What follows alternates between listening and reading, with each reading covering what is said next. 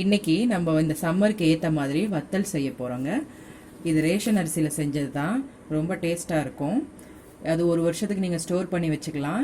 இப்போது இந்த கிளாஸ் அளவு நான் ரேஷன் புழுங்கல் அரிசி எடுத்து நைட்டெல்லாம் ஊற வச்சுருந்தேன். ஊற வச்சுட்டு அதை இன்றைக்கி காலையில் எடுத்து இதில் நான் கிரைண்டரில் கிரைண்ட் பண்ணியிருக்கேன். இப்போது இதில் 3 ஃப்ளேவராக உங்களுக்கு செஞ்சு காட்டுறேன் பாருங்கள். இதில் சீரகமும் பச்சை மிளகாவும் போட்டிருக்கேன் அரைச்சி. சீரகத்தை அப்படியே போட்டிருக்கேன், சால்ட்டு கொஞ்சம் போட்டிருக்கேன், அதுக்கப்புறம் பச்சை மிளகாய் போட்டிருக்கேன். இது ஒரு ஃப்ளேவரு. இது பூண்டும் சீரகமும் போட்டிருக்கேன். அதுக்கப்புறம் இது ரெட் சில்லியும் சீரகமும் போட்டிருக்கேன். நான் 3 கிளாஸ் சொல்லியிருந்தேன் இல்லையா, ஒரு கிளாஸுக்கு 2 விதமாக இது 3 கிளாஸ் ஊற்றிருக்கேன். அதனால் 3 × 6 கிளாஸ் தண்ணி ஊற்றிருக்கேன். இதில் அரைக்கும் போது நான் 3 போட்டிருக்கிறதுனால 6 கிளாஸ் தண்ணி ஊற்றி அரைச்சி வச்சுருக்கேன். இந்த குக்கரில் இப்போ 1 கிளாஸுக்கு 6 தண்ணி ஊற்றணும். நீங்கள் 6 மடங்கு தண்ணி ஊற்றணும். அதனால் ஒவ்வொன்றுலேயும் 6 கிளாஸ் தண்ணி, இதே சைஸில் 6 கிளாஸ் தண்ணி நான் ஊற்றிருக்கேன். இப்போது நம்ம ஒவ்வொரு இதுலேயும் 6 மடங்கு தண்ணி ஊற்றிருக்கோம். அதை இப்போது அரைச்சிருக்கிற மாவை சம பங்காக இந்த கிளாஸில் 3 இதுலேயும் டிவைட் பண்ணி ஊற்றிடுங்க. அதுக்கப்புறமா என்னென்ன ஃப்ளேவர் போட்டிருக்கோம், இதில் ரெட் சில்லி போட்டிருக்கோம், இதில் கார்லிக்கு, அதில் பச்சை மிளகாய், இது 3 ஃப்ளேவரில் சம பங்காக நம்ம அரைச்சிருக்கிற மாவை ஊற்றிடுங்க. அவ்வளோதாங்க. இனி நம்ம இதில் லம்ஸ் ஃபார்ம் ஆகாமல் கிண்ட வேண்டியதுதான். இப்போ பாருங்கள், இதை நல்லா இப்படி கிண்டி விட்டுட்டே இருங்க, இல்லைன்னா லம்ஸ் ஃபார்ம் ஆகிடும், கட்டி ஃபார்ம் ஆகிடும். நீங்கள் கிண்டிக்கிட்டே இருங்க. இது ஒரு நல்ல ஒரு கன்சிஸ்டன்சி வரும். இப்போ ஓரளவுக்கு மீடியம் ஃப்ளேம் வச்சுக்கோங்க. அப்போ தான் அந்த கட்டி ஃபார்ம் ஆகாமல் உங்களுக்கு நல்லா வரும்.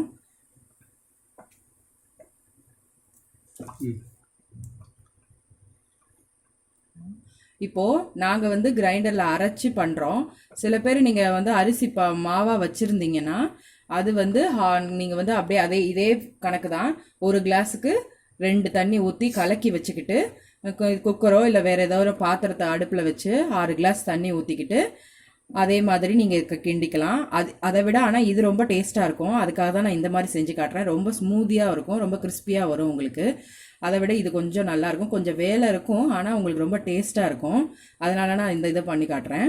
அந்த மாதிரி பவுடர் அரிசி மாவு வீட்டில் வச்சுருந்தீங்கன்னா தண்ணியில் 2 கிளாஸ் ஊற்றிட்டு அதுக்கப்புறம் இங்கே பாத்திரத்தில் ஒரு 6 தண்ணி ஊற்றி என்ன ஃப்ளேவர் உங்களுக்கு வேணுமோ அந்த ஃப்ளேவர் போட்டு நீங்கள் இந்த மாதிரி கிண்டி விட்டுட்டு ஒரு கஞ்சி பதம் வந்ததுக்கப்புறமா எடுத்துடலாம். இப்போ பாருங்கள், பச்சை மிளகாய்க்கு போடுறேன்.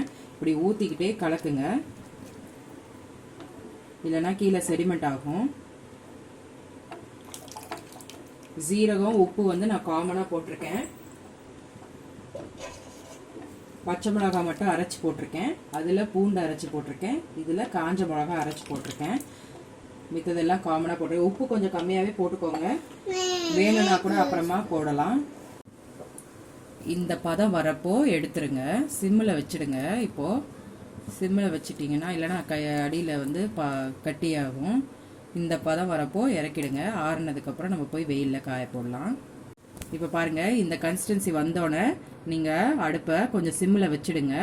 லைட்டாக ஆறுனதுக்கப்புறம் நான் போடுறேன். ஏன் அப்படின்னா நாங்கள் பிளாஸ்டிக் கவரில் போட போகிறோம். நீங்கள் காட்டன் துணியில் போட்டிங்கன்னா அப்படியே இந்த சூடோடையே நீங்கள் போட்டுடலாம். நீங்கள் ரொம்ப ஆற விட்டுட்டிங்கன்னா கெட்டியாயிடும். அதனால் சூட்டோடு இருக்கும் போதே முடிஞ்ச அளவுக்கு ஃபாஸ்ட்டாக போட்டுடுங்க. இப்போ நான் இந்த கன்சிஸ்டன்சியில் அடுப்பை ஆஃப் பண்ணுறேன். இதை பாருங்கள், இந்த ஃப்ளேவரும் இந்த கன்சிஸ்டன்சி வந்தோடனே ஆஃப் பண்ணிவிடுங்க, ஏன்னா திருப்பி அது கெட்டி ஆகும். பார்த்தீங்களா, நோ ஆடட் ஃப்ளேவர், எந்த ஃபுட் கலரையும் ஆட் பண்ணல. நம்மளோட சில்லி ஃப்ளேக்ஸோட கலர் தான். எவ்வளோ அழகாக கலர் கொடுத்துருக்கு பார்த்தீங்களா. கடையில் கிடைக்கிறத விட வீட்டில் செய்கிறது ரொம்ப சுலபம். கொஞ்சம் வேலை இருக்கும் இதில், ஆனால் ரொம்ப டேஸ்ட்டாக இருக்குங்க. நீங்கள் ஒரு வருஷத்துக்கு நல்லா ஏர்டைட் கண்டெய்னரில் போட்டு வச்சிட்டிங்கன்னா நல்லா வறுத்து சாப்பிட்லாம். வெயிலில் காய வைக்கிறேன். நீங்கள் எதுவும் பரப்பெல்லாம் தேவையில்லை, கரண்டியில் அப்படியே ஊற்றுனீங்கன்னா போதும். வெயிலில் நல்லா காஞ்சிடும். பாருங்கள், அழகாக வந்துடும்.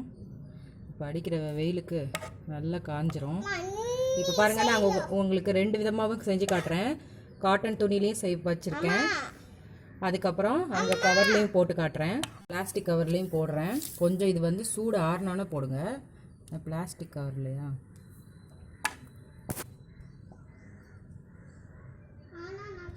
எதுவும் பரப்ப தேவையில்லை. அப்படியே ஊற்றுங்க. கட கட கடன்னு வேலையாயிடும். வத்தல் நான் போடும் போது காட்டினேன் இல்லையா, இப்போ 2 நாள் ஆயிடுச்சு. காய வச்சு நான் எடுத்திருக்கேன். பாருங்கள் எவ்வளோ கிறிஸ்பியாக இருக்குது. இப்போ இதை நான் எப்படி பொரிச்சு காட்டுறேன் உங்களுக்கு எப்படி வருதுன்னு. இப்போ பாருங்கள் எவ்வளோ அழகாக வந்திருக்கு. கடையில் விற்கிற மாதிரியே எவ்வளோ அழகாக பொரிஞ்சு வந்திருக்கு பாருங்கள்.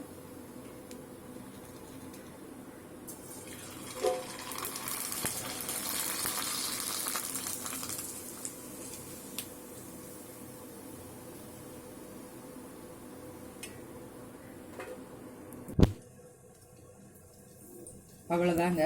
நம்ம எவ்வளோ கொஞ்சம் கஷ்டப்படுற மாதிரி இருக்கும். ஆனால் பாருங்கள் எவ்வளோ அழகாக கிறிஸ்பியாக வாயில் வச்ச உடனேயே மெல்ட் ஆகிறக்கூடிய இந்த மாதிரி சுவையான வத்தல் ரெடி ஆயிடுச்சு. இது வந்து சில்லி வத்தலுங்க.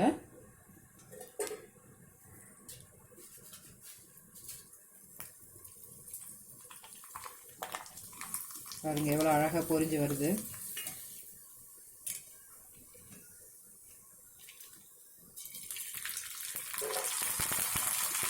பாருங்கள் வேறு எந்த இதுவும் ஆட் பண்ணல, எல்லாம் இயற்கையாக ஆட் பண்ணது தான். ரொம்ப சுவையான நேச்சுரலான வீட்டிலே செய்யக்கூடிய வத்தல் ரெடிங்க. கஞ்சி வத்தல் ரெடி. செஞ்சு பார்த்துட்டு பிடிச்சிருந்தா லைக் பண்ணுங்கள், கமெண்ட் பண்ணுங்கள், ஷேர் பண்ணுங்கள். தேங்க்யூ.